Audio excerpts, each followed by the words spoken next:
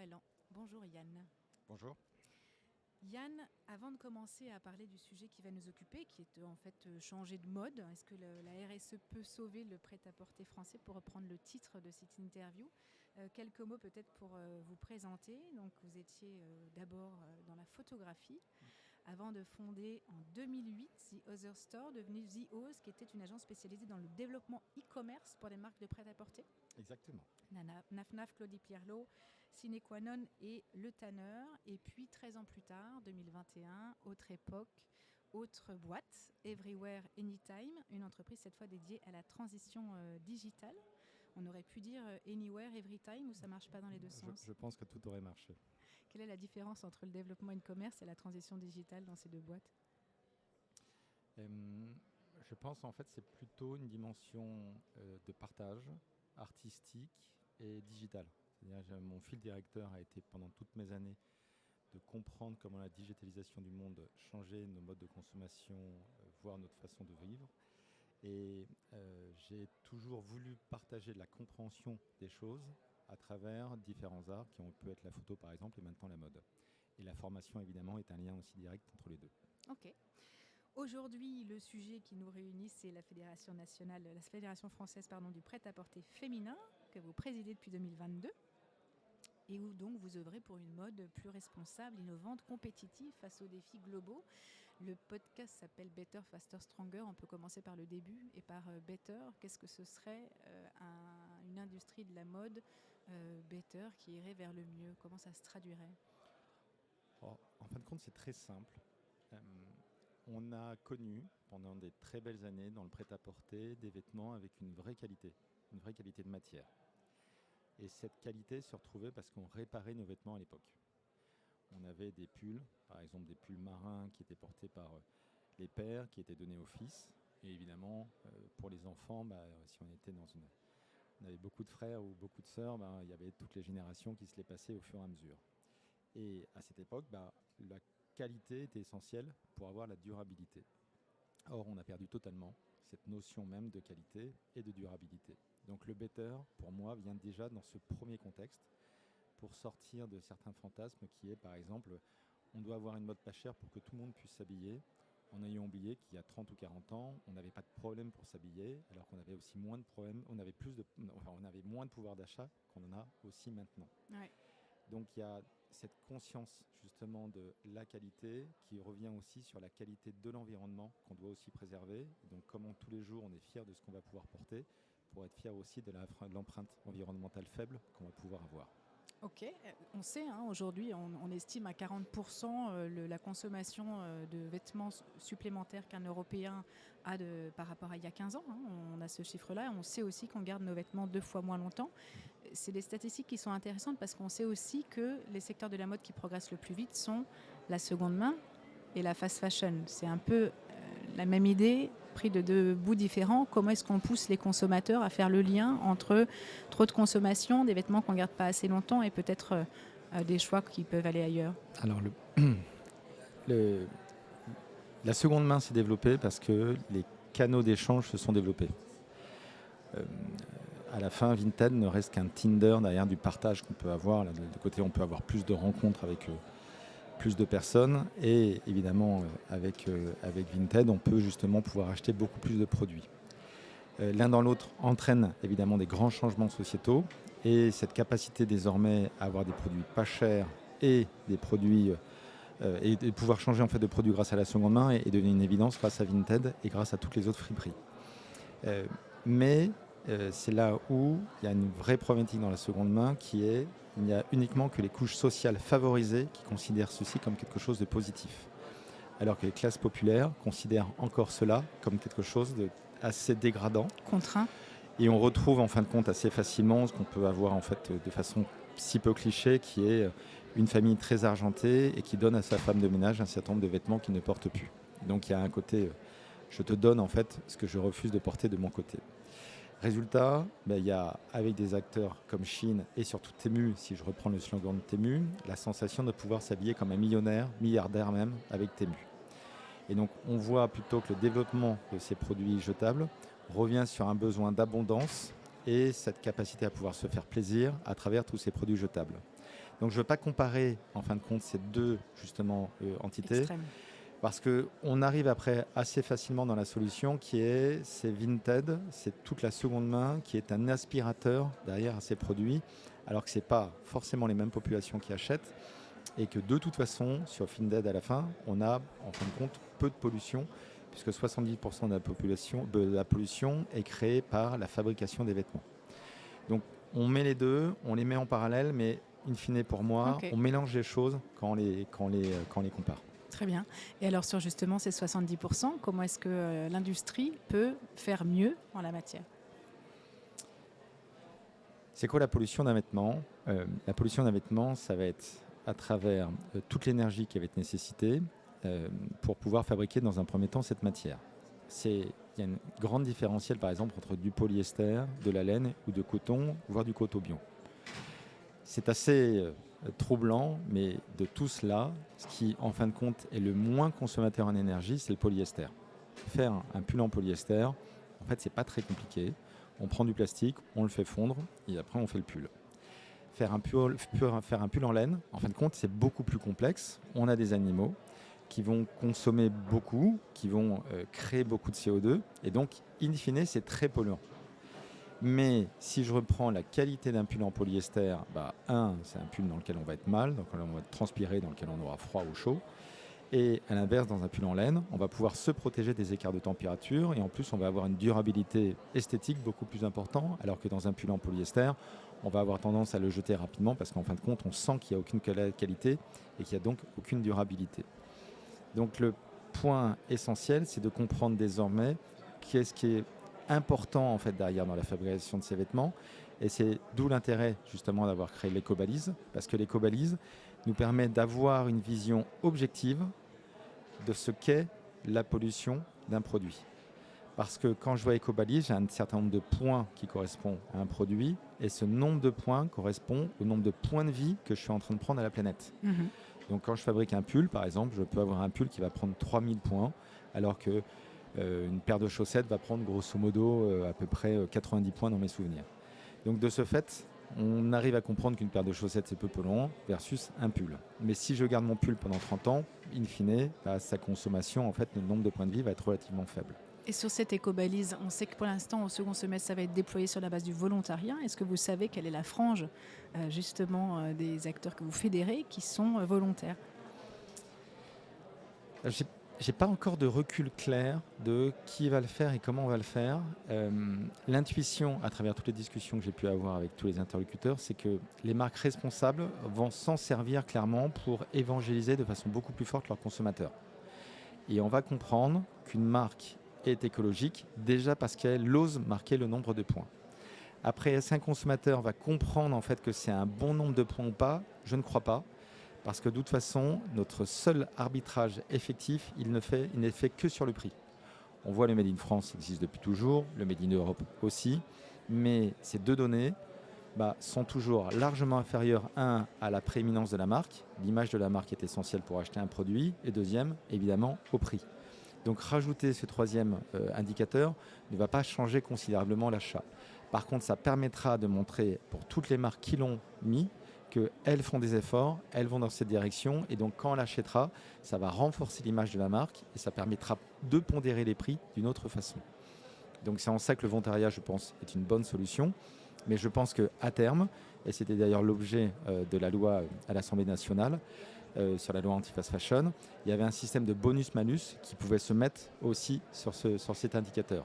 Ce n'est pas le choix pour l'instant du Sénat, où le Sénat en fait est sorti de l'affichage environnemental. Mais je trouve très intéressant de pouvoir se dire, à terme, on va pouvoir se dire, il y a un système de pollueur-payeur, et par rapport au nombre de points de vie que je prends à la planète, je paye aussi une partie de mon argent pour soigner la planète, comme on peut l'avoir par exemple quand on prend un avion et qu'on décide à ce moment-là aussi de payer justement pour compenser en partie. Alors vous militez très activement contre l'ultra fast fashion. Vous dénoncez les plateformes et les pratiques des Shein et Temu. Selon l'ordre du jour du Sénat mis en ligne le 2 avril dernier, le texte donc va être soumis au vote des sénateurs aujourd'hui, le 10 mars. Certains considèrent que ce texte a été édulcoré sous la pression de plusieurs lobbies. Moi, la question que je me pose, c'est quel est votre point de vue et qu'est-ce qui reste du texte à date? Alors, premier point, est-ce qu'il y a eu du lobby? Alors oui, là, il y en a eu beaucoup, beaucoup, beaucoup, beaucoup. Il y a eu un lobby d'ailleurs, je trouve, assez intéressant de la part de Chine. Je parle intéressant intellectuellement, hein, c'est abject par contre sur le terrain. Intéressant parce qu'on a pu voir ce qu'il pouvait y avoir de pire. Parce qu'il y a eu un lobby populiste, avec par exemple Magali Berda qui fait 5 partenariats commerciaux et qui va sur le terrain et qui fait parler des gens pour leur dire est-ce que c'est bien de payer plus cher? Évidemment, tout le monde répond non. Et c'est très légitime en fait de la part de toutes ces personnes de répondre ça. Magali Berda, oubliant évidemment qu'elle touche aussi des centaines de milliers d'euros pour faire ses vidéos. Et cet acte justement de faire créer une tension sur le terrain, de créer une tension du type gilet jaune pour mettre une pression après sur le politique est très innovant dans la capacité populiste que peut avoir un acteur privé pour influencer sur notre vote. Il y a avec cela la capacité de pouvoir mobiliser des anciens ministres comme ils l'ont fait, où il y a certes Castaner, mais il n'y a pas que. Il y a aussi Nicole Gage, par exemple, qui une ancienne secrétaire d'État qui justement aussi était une grande militante des droits de l'homme, qui malheureusement s'est fait acheter, ou encore un ancien fondateur des GRAC, qui est un organisme, un think tank qui a fait monter en fait beaucoup de politiques, et avec un ancien membre du MEDEF, très influent, Bernard Klitz, qui en a fait partie. Mais il y a d'autres aussi acteurs qui ont été dedans. Par exemple, il y a Sylvain Maillard, qui est un député du 9e, qui s'est permis de faire un post pour célébrer l'éco-responsabilité de Chine. Et quelques jours après, il montrait qu'il devenait le président des relations avec la Chine, sachant que lui-même, il a une société de semi-conducteurs. Donc, est-ce que, par exemple, le post de Sylvain Maillard était objectif? Clairement pas. Et je trouve très triste qu'un député qui était en plus avant un chef de groupe à l'Assemblée nationale se soit permis en fait d'avoir ceci. Il fait pour moi partie justement des lobbyistes, certes cachés, mais aussi des lobbyistes qu'on a pu avoir pour Chine. Et quelles armes sont celles des marques françaises, à armes égales peut-être, avant de revenir peut-être à ce qui reste du texte? Alors, les armes françaises, c'est-à-dire qu'est-ce que nous, on a pu faire comme lobbying positif dessus? Comment vous avez travaillé? Qui est votre Magali Berda à vous? Alors, en toute modestie, j'ai essayé d'avoir ce rôle. Où j'ai la chance sur les réseaux sociaux d'avoir une certaine portée et d'avoir beaucoup de gens qui me suivent et qui m'encouragent. Il y a évidemment Raphaël Glucksmann aussi qui a été très moteur dans la cause. Il y a Camille Etienne aussi qui avait milité avec nous. Il y a des personnes comme Victoire Sato, par exemple, du média The Good Woods, qui a aussi été très active dès le début, il y a maintenant près de 3 ans, qui avait lancé une grosse pétition avec près de 230 000 signatures, et il y a maintenant quasiment 3 ans aussi. Donc on a été en fin de compte assez nombreux derrière à se mobiliser, le tout évidemment aussi par l'ancien président de la Fédération du prêt-à-porter, Pierre-François Lelouette. Donc on a été actifs dessus. Il y a à côté des réseaux sociaux des personnes aussi comme Julia Faure de En mode climat, qui elle aussi a été sur les plateaux télé très actifs aussi et très offensive. Donc il n'y a pas une ou un Magali Berda, je crois. On a été nombreux à pouvoir représenter les marques, et c'est normal aussi parce qu'il y a beaucoup de marques. Et le secteur de la mode est un secteur extrêmement atomisé où il n'y a pas nécessairement beaucoup de gros acteurs. Oui. Et donc, résultat, c'est normal aussi d'être plutôt divisé. Donc, c'est de notre rôle aussi de les fédérer. Alors, on parlait tout à l'heure des bonus-malus potentiellement à mettre en place, d'une définition un peu plus stricte de l'ultra fast fashion. On a parlé aussi des taxes à faire payer aux petits colis qui franchiraient nos frontières. Qu'est-ce que vous attendez de ce qu'il reste de ce texte ou de ce texte tout simplement? Alors je reviens sur les problèmes entraînés par Chine pour réexpliquer aussi les solutions qui correspondent. Chine, si je reprends toute la chaîne de la valeur, Chine, c'est avant tout un aspirateur derrière à data. Et cet aspirateur leur permet de voler tous les jours des centaines de fabrications faites par les marques françaises et étrangères. Et ceci à tous les niveaux, où il y a par exemple des sociétés comme Lacoste qui en ce moment font un procès contre Chine, mais ça peut être aussi Duke Martins en fait, qui fait la même chose. Il y a après plein de petits acteurs qui m'ont contacté pour une bonne partie, pour me montrer aussi comment leurs photos sur Instagram par exemple, ou leurs photos sur le site ont été tout simplement volées par Chine. C'est-à-dire Chine ne s'embêtait même pas à avoir un équivalent, ils volaient l'image pour la mettre sur le site, et quand la marque le remarquait, il prenait l'image et il mettait un peu d'intelligence artificielle dessus pour laisser toujours le produit. Donc le premier point qui est de se dire comment est-ce qu'on va lutter contre la contrefaçon. Et bien sur ce point, par exemple, le texte de loi ne nous protège pas et on le voit comment c'est un vrai sujet de fond parce qu'entre le vol effectué par Chine ou encore par Temu, il y a tout le développement des dudes aussi qui se met en place. Et donc, il y a un véritable problème de créativité et d'aspiration de cette créativité qu'il va falloir légiférer et sur lequel il va falloir aller beaucoup plus loin. Et les acteurs, par exemple, comme Shopify, ont un véritable rôle dans tout ça parce que beaucoup de ceux qui vendent des contrefaçons les vendent, par exemple, sur des sites Shopify. Et donc, c'est de la responsabilité, par exemple, de Shopify de fermer tous ces sites chaque fois qu'ils apparaissent. Et je pense que ça devient aussi la responsabilité du gouvernement de mettre en place pour toutes les marques des outils qui permettent aussi d'arrêter plus facilement tous ces contrefaçons. Deuxième point, en fait, dans la force de Chine, c'est la capacité de pouvoir proposer des prix bas. Ces prix bas sont en partie des fausses promotions. C'est-à-dire, si vous et moi, on va sur le même site, on va chercher le même produit, on aura vraisemblablement des prix différents. On l'a évidemment dans l'avion et sur le train, mais là, c'est géré de façon illégale avec les vêtements des t-shirts ou des pulls. Parce qu'on n'a pas le droit d'avoir ces différenciations et ces promotions sont d'en plus illégales parce que normalement on ne peut faire une promotion que quand le produit est placé au moins 30 jours en stock. Or, Chine fait immédiatement des promotions et fait constamment varier le prix en fonction aussi de qui arrive aussi sur le site. Résultat, ceci est clairement illégal et la DGCCRF et la concurrence au niveau européen est en train aussi justement de taper sur les doigts de Chine. Et c'est là où je suis assez attristé par la lenteur en fait derrière de notre organisation, c'est qu'on l'a vu depuis plus de 2 ans et c'est uniquement maintenant qu'on commence justement à leur taper sur les doigts. Donc ce que j'attends clairement, c'est sur ce point d'aller beaucoup plus vite en fait sur tout ce système. Et après, il y a un système de logistique, il faut le savoir, où nous on sponsorise l'intégralité des colis qui sont gérés entre la Chine et la France et l'Europe. Parce que la Chine est considérée comme un pays sous-développé. Résultat, c'est nous qui payons pour une partie de sa logistique comme si c'était des petits expatriés qui nous envoyaient des colis.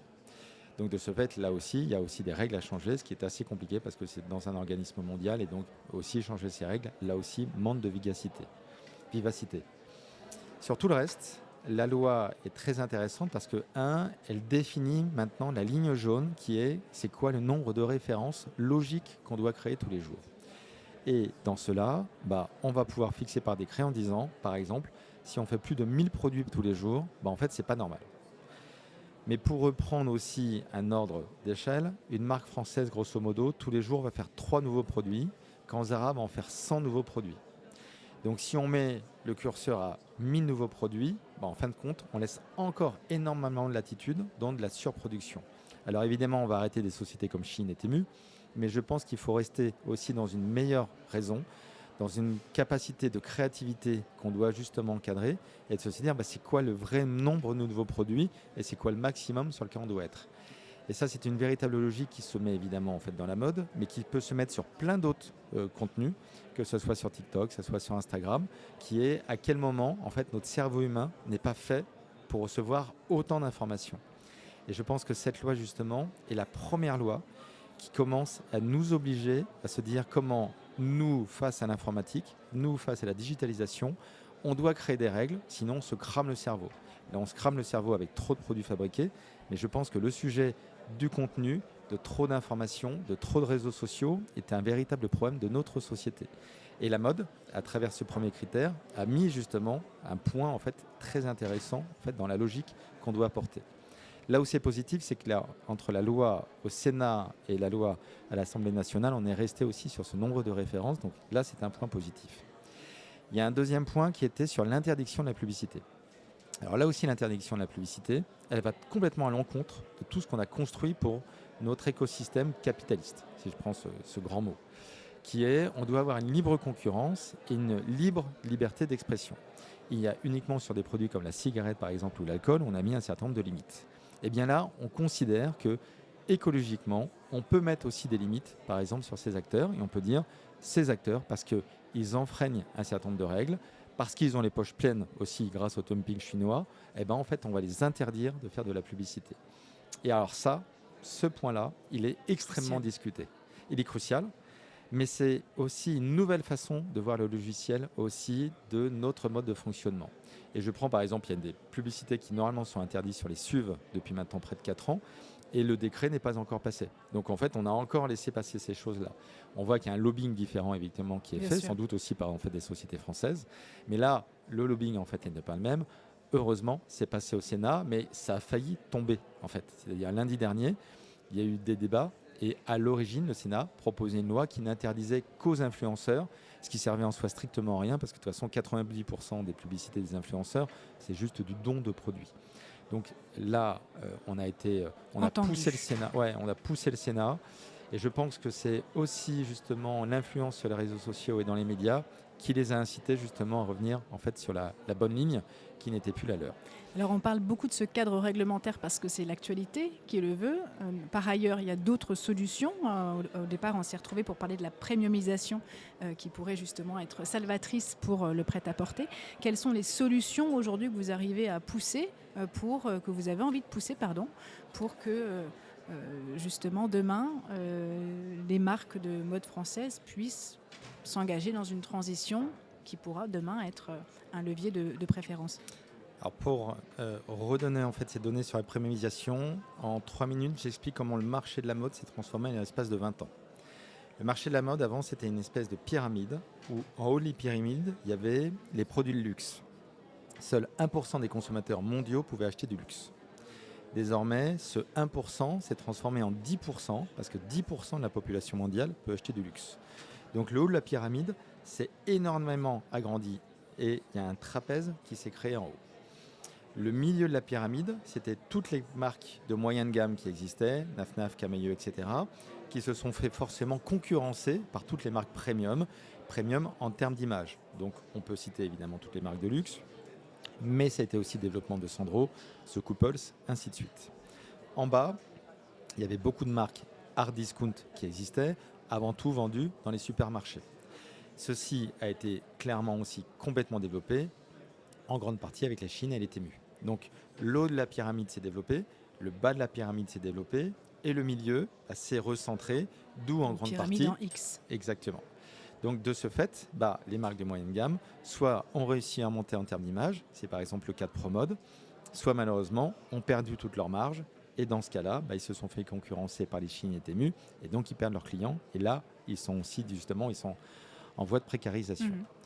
De ce fait, c'est là où la premiumisation est une aspiration à pouvoir rentrer dans un produit à la fois premium, parce que l'image d'un Patagonia, par exemple, est très belle, mais en fin de compte, ça devient aussi un produit discount, parce que si j'ai un produit RSE et un produit de qualité, quand j'achète un pull, comme par exemple chez Royal Mail, et qu'il est garanti à vie, le fait qu'il soit garanti à vie lui permet, sur ses 30 ans par exemple de vie, d'avoir un prix risible par année d'utilisation. Et c'est là où on va concurrencer justement à ce moment-là les marques discount, parce que le prix devient beaucoup plus faible. Et c'est là où la seconde main justement devient indispensable, parce que c'est quand je sais qu'il y a de l'achat-revente que j'arrive à comprendre le prix résiduel justement de mon produit. Quand j'achète, par exemple, à l'époque où Suprême était très à la mode, quand j'achetais un produit Suprême, il pouvait quasiment augmenter en seconde main de par l'offre et la demande qui existait. Donc de ce fait, la transformation du secteur par la premiumisation permettra à la fois de travailler son image, mais aussi de travailler son prix. Et vous parlez aussi beaucoup de la relocalisation comme une solution à pousser. En l'occurrence, à quel point est-ce que c'est compatible avec l'échelle dont on parle pour certaines marques? La relocalisation, elle vient avec 2 données indispensables. La première, c'est une donnée sociale, parce que quand on voit le salaire d'une personne qui crée du textile en Chine ou au Bangladesh, les salaires sont clairement trop bas. On est quasiment dans l'exploitation. On voit par exemple en fait, sur les personnes qui travaillent pour Chine, ils sont à peine à quelques centimes en fait, par vêtement fabriqué. Ils sont obligés de travailler entre 75 et 100 heures par semaine. Ils ont à peine un jour de congé par mois. Donc on a vraiment clairement des quasi-esclaves en fait, pour cette production de vêtements. Et le prix bas est directement lié évidemment à cette exploitation. Donc la relocalisation permet d'avoir des salaires qui sont nécessairement plus élevés parce que les normes qu'on peut avoir au Portugal, qu'on peut avoir en Ukraine même, ou qu'on peut avoir en Pologne par exemple dans la fabrication, permet d'avoir des personnes qui sont clairement beaucoup mieux payées. Donc la relocalisation permet socialement d'avoir quelque chose de plus positif. Encore faut-il pouvoir la financer. Alors c'est là où je reviens justement sur la durabilité du produit. Parce que là aussi, il y a un cercle vertueux qui se met en place. Quand j'ai des emplois qui sont créés au Portugal, et qu'au Portugal, on a des salaires qui sont certes plus bas qu'en France, mais qui restent quand même dans une zone en fait européenne, et qu'on a donc beaucoup d'emplois qui sont développés au Portugal, eh ben, on a l'Europe qui continue de s'enrichir. Quand l'Europe continue de s'enrichir, on évite les disparitions d'emplois. Et quand je vois par exemple que Chine et Temu ont détruit près de 13 000 emplois de vendeuses, essentiellement en France ces 2 dernières années, à cause de Chine et Temu, on s'est paupérisé. Donc il y a un véritable cercle vertueux à créer qui va être keynésien, qui est comment est-ce qu'on retrouve de l'emploi en France, comment est-ce qu'on refait des pays de qualité, des produits de qualité, et comment ces produits de qualité, on va les garder plus longtemps pour aussi avoir plus de pouvoir d'achat. Et comment on redonne plus de part de voix aux marques françaises. On n'arrête pas de citer les 2 marques qu'on ne va pas continuer à citer plus longtemps dans ce podcast. Comment est-ce qu'on retrouve une place de choix dans les médias, dans le paysage pour les marques françaises aujourd'hui d'après vous? Je ne suis pas sûr que l'aspérité à acheter une marque locale soit très présente dans l'achat. En tout cas, statistiquement, il y a à peine 7% des gens qui sont touchés par le Made in France, par exemple. Et souvent, le Made in France n'est pas vraiment du Made in France. C'est souvent pensé en France qu'autre chose. Donc, il y a une nouvelle vision, et c'est pour ça que je veux revenir plutôt dans la qualité du produit. Parce que le but, c'est de pouvoir se dire, quand j'ai acheté un produit où je sais que les personnes qui l'ont fabriqué ont été bien payées, je sais que les normes environnementales ont été bonnes et je sais que la qualité même intrinsèque de mon produit, justement, est forte. Et c'est plutôt cet écosystème qu'il y a à refaire fonctionner, plutôt que je pense que la localisation directement en fait, de la fabrication. D'où pour moi toutes les normes qui doivent être mises en place, qui permettront aux consommateurs de savoir, par exemple à travers l'éco-balise, de savoir à quel point mon produit est qualifié ou pas. Éduquer et informer. Pour conclure, s'il y avait une marque ou une initiative française que vous suivez et qui incarnerait parfaitement ce better, faster, stronger, lequel ou laquelle? Alors je peux en citer beaucoup. Je vais vous prendre des exemples divers et variés.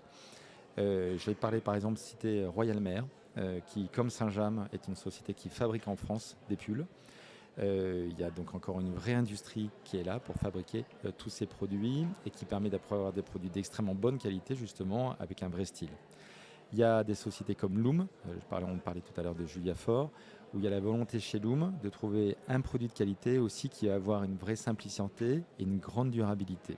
Je pourrais citer des sociétés comme Tara Jamon par exemple, les APA, qui ont décidé de localiser beaucoup plus de produits, avec aussi des produits de meilleure qualité pour avoir quelque chose qui correspond beaucoup plus à la fois une aspiration des clientes à avoir des produits qui vont être plus tendance parce que fabriqués plus vite, parce que aussi plus proches, et en même temps trouver une bonne gamme de prix entre non pas du luxe en fait qui est souvent en fait compliqué à acheter, mais qui permet en fait à un maximum de consommateurs en fait de pouvoir acheter. Je pourrais citer par exemple Promode, où Promode aussi a su sortir de ce côté moyen de gamme pour offrir désormais un vrai produit de qualité avec une bien meilleure expérience aussi dans chacun de ses magasins. Et ainsi, que ce soit aussi dans la transformation par exemple de Avenier, c'est-à-dire la marque d'Orelsan, on a une petite marque avec Avenier qui a créé un segment qui est hyper intéressant parce que c'est vraiment la marque pour ceux qui font de la musique, pour ceux qui travaillent dans la musique, avec un vêtement qui va être à la fois avec beaucoup de style, mais aussi beaucoup d'utilité et beaucoup de durabilité. Le tout porté par évidemment Orelsan, qui derrière est l'égérie aussi de cette marque. Qui s'est amplifié l'idée. Et donc on a à travers toutes ces expériences, à la fois des anciennes marques qui ont su se transformer et des nouvelles comme Avenier qui trouvent aussi de nouveaux segments. Ça, c'est plein d'initiatives qui partent des marques pour aller justement défendre des modèles plus vertueux. Est-ce qu'il y a une initiative collective ou en tout cas qui essaierait de mettre un peu toutes les forces au service d'une seule et même cause? Alors je crois que c'est clairement la direction que fait la Fédération du prêt-à-porter depuis maintenant des années. Pour reprendre les différentes actions qu'on peut avoir, c'est la mise en place de l'intelligence artificielle au sein d'un maximum d'entreprises françaises. On a organisé à nouveau une journée spécialement consacrée à l'intelligence artificielle il y a maintenant quelques semaines, qui a attiré près de 300 marques au total. Donc on a une vraie capacité d'inspiration. On a développé en plus un écosystème de la mode qui permet à près de 400 marques partenaires et start-up d'accompagner des marques aussi dans la transformation. C'est un programme qui s'appelle Talent, qui est là depuis maintenant près de 10 ans, qui tous les ans forme entre 6 et 10 marques à pouvoir justement émerger et passer à un nouveau niveau, à savoir s'amplifier. C'est la capacité à aller plus loin dans la durabilité, où on a aussi toute une série de programmes pour montrer aux marques comment est-ce qu'on peut avoir une transition en suivant par exemple la loi AGEC ou en ayant des meilleures pratiques internes. C'est la capacité à pouvoir aller plus loin à l'international, parce que c'est aussi à l'international qu'on a des nouvelles parts de marché, par exemple au Japon, qui se développe très bien en ce moment. Et donc, on accompagne beaucoup de marques à l'international pour pouvoir avoir à la fois une meilleure image et surtout plus de ventes. Merci beaucoup Yann. Qu'est-ce qui vous fait garder le sourire dans ce contexte-là et avec ces enjeux? Et ce qui me fait garder le sourire, c'est qu'il y a 2 ans, nombreux m'ont dit, en me parlant de Chine, regarde, c'est une boîte qui fait des milliards, on ne pourra jamais l'arrêter. On l'a fait. Merci encore. Merci. Merci d'avoir été avec nous.